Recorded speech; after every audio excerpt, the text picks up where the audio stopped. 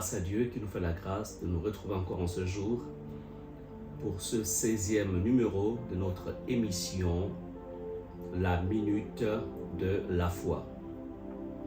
Alors, sans plus tarder, je vous invite à la prière. Nous prions. Père, nous venons dans le nom précieux de Jésus te recommander ces moments. C'est toi qui, Seigneur, dans ta parole nous recommande de prêcher la parole en toute occasion favorable ou non. Père Saint, nous te prions, ô Dieu, que l'exhortation de ce jour puisse apporter la vie à tous ceux qui l'écouteront. Père, c'est dans le nom de Jésus que nous te prions et nous disons Amen. Alors, aujourd'hui, notre exhortation s'appuiera sur le livre de Matthieu. Je vous invite à ouvrir l'évangile de Matthieu, chapitre 6, et nous lirons le verset 31 sur les inquiétudes. Donc, le thème de ce jour s'intitule « Évite les inquiétudes ». Évite les inquiétudes. Alors, dans notre livre donc de Matthieu 6, au verset 31, nous écoutons ce que notre Maître Jésus nous dit. Il dit « Ne vous inquiétez donc au point et ne dites pas « Que mangerons-nous? Que boirons-nous? De quoi serons-nous vêtus ?» Chers membres, peuple du Seigneur, chers internautes, alors ici, c'est notre Maître Jésus qui s'adresse à ses enfants, qui s'adresse à chacun d'entre nous. Jésus qui est la parole faite chair. Jésus qui est venu dans ce monde pour racheter l'homme de la pauvreté, de la souffrance, de la maladie, racheter l'homme de tout type de besoins auxquels il était confronté. Jésus est venu nous racheter. Jésus est venu ouvrir une ère nouvelle pour tous ceux qui croiraient en lui. Jésus est venu accomplir le rachat de toute l'humanité. Alors, sachant ce qu'il devait accomplir, sachant en fait le pouvoir rédempteur qu'il y a autour, qu'il y a derrière son sang, qu'il y a à travers l'œuvre de la croix, Jésus, sachant qu'il devait en fait vaincre les puissances des ténèbres, vaincre le diable qui est, comme cela nous est dit dans Jean chapitre 10, au verset 10, le voleur ne vient que pour dérober, égorger et détruire. Jésus nous rassure ici en disant, ne vous inquiétez donc point, débarrassez-vous des inquiétudes. C'est vrai, vous pouvez traverser la vallée de l'ombre et de la mort, mais n'oubliez pas que mon bâton sera là pour vous rassurer. Mon bâton et ma houlette vous rassurent. Comme pour dire, lorsque vous vous inquiétez, c'est une manière en fait de ne pas mettre votre confiance en Dieu, mais plutôt d'avoir les regards fixés vers l'obstacle, vers la difficulté, vers la montagne.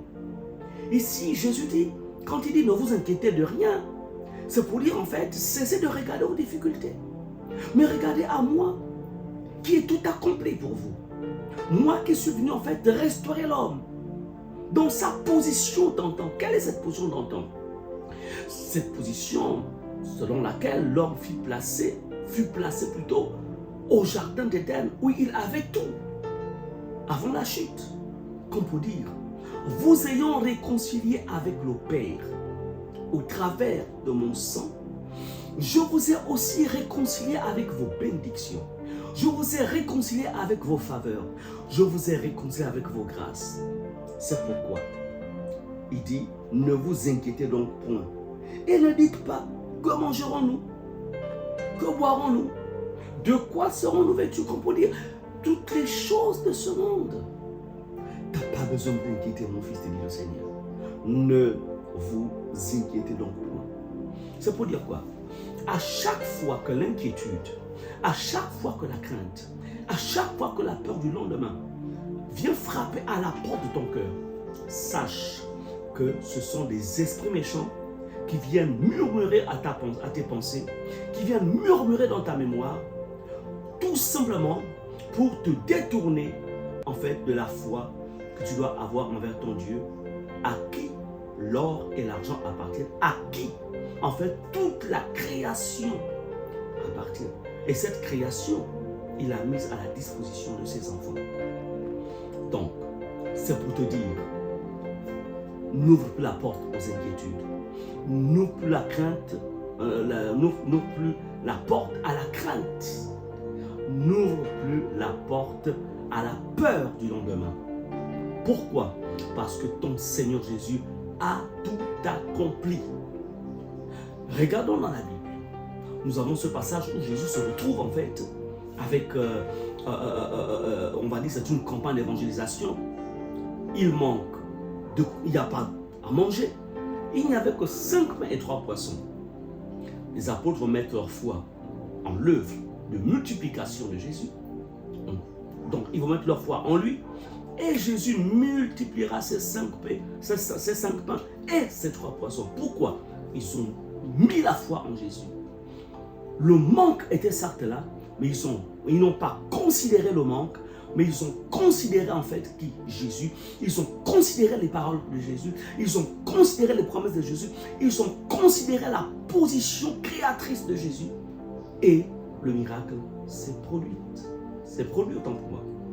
C'est la même chose dans ta vie, dans vos vies, dans nos vies. Regardons à Jésus. C'est lui qui est le créateur de tout ce dont nous avons besoin. Et il ouvrira toute cette porte afin que nous ayons accès, en fait, à tout ce dont nous aurons besoin. Selon qu'il a dit, demandez et l'on vous donnera. Frappez et l'on vous ouvrira. Cherchez et vous trouverez. Je voudrais donc, ici, c'était cette parole que je voulais vraiment vous donner pour vous encourager dans votre foi et ne plus donner la porte, ne plus ouvrir la porte aux inquiétudes, parce que les inquiétudes, en fait, c'est le contraire de la foi. Les inquiétudes, c'est une manière de s'appuyer sur ses propres capacités. Les inquiétudes, c'est comme pour dire, bon, ok, je crois, je suis enfant de Dieu, mais quand même, bon, par rapport à telle situation, je ne pense pas que Dieu pourra faire. Non, rien n'est impossible à Dieu et tout est possible à celui qui croit. Que Dieu vous bénisse. On va incliner notre tête et nous allons prier pour conclure ce moment. Père, je viens dans le nom de Jésus te rendre grâce pour chacun de tes enfants, Seigneur, ce matin, qui ont reçu ce message, Seigneur. Je prie, ô Dieu, afin que ces paroles qui viennent de toi puissent, Seigneur, fortifier la foi de celui qui passe par les temps de crainte, de tristesse et autres, les temps de manque. Seigneur, produis le miracle dans leur vie, Seigneur, et manifeste encore une fois ta puissance dans la vie de chacun. Pour ceux qui ne t'ont pas encore reçu, je prie que leur cœur soit ouvert et qu'ils t'ouvrent leur cœur afin qu'ils fassent de toi leur sauveur et leur Seigneur personnel. C'est dans le nom de Jésus que j'ai prié et nous disons Amen. Que Dieu vous bénisse abondamment.